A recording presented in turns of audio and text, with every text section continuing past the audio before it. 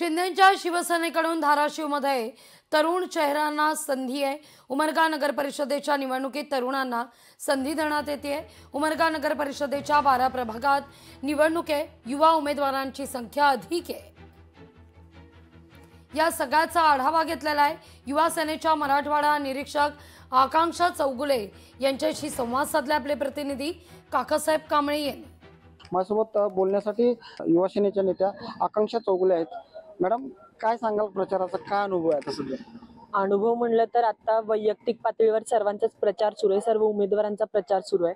उमरग्यात तब्बल 12 प्रभाग येतात। त्या 12 प्रभागांमध्ये शिवसेना आणि काँग्रेसच्या युतीने सर्व उमेदवारांचा वैयक्तिक स्वरूपात प्रचार चालू आहे। सोबतच आता तुम्ही मुद्दा म्हणलात की युवांचा जास्ती आहे, तर उमेदवारही युवाच आहेत आपले असं मी म्हणेन। उमरगामध्ये टोटल 12 प्रभाग आहेत आणि त्याच्यामध्ये काँग्रेस आणि शिवसेना पक्षाची युती झाल्यामुळे त्याच्यामध्ये मतदारांची उमेदवारांची विभागणी केलेली आहे। तर त्यानुसार दृष्टीने प्रचार चालू आहे त्यांचा। प्रभागानुसार वेगवेगळे प्रश्न आहेत, त्या प्रश्नांच्या जोरावर सगळ्यांचा प्रचार किंवा तो प्रश्न धरून मार्गीस लावण्याचा प्रयत्न करतील।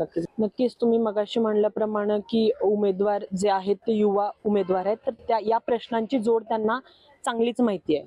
मग तुम्हाला फक्त निवडणुकीमध्ये उतरून बोलायला काय नसणार, विकास काम त्यांच्या मार्फत झालेली नाही आहेत, मग बोलणार काय तर टीकांचं राजकारण करणार, या स्वरूपाचं काहीच असेल। काकासाहेब कांबळे, लोकशाही मराठी, उमरगा।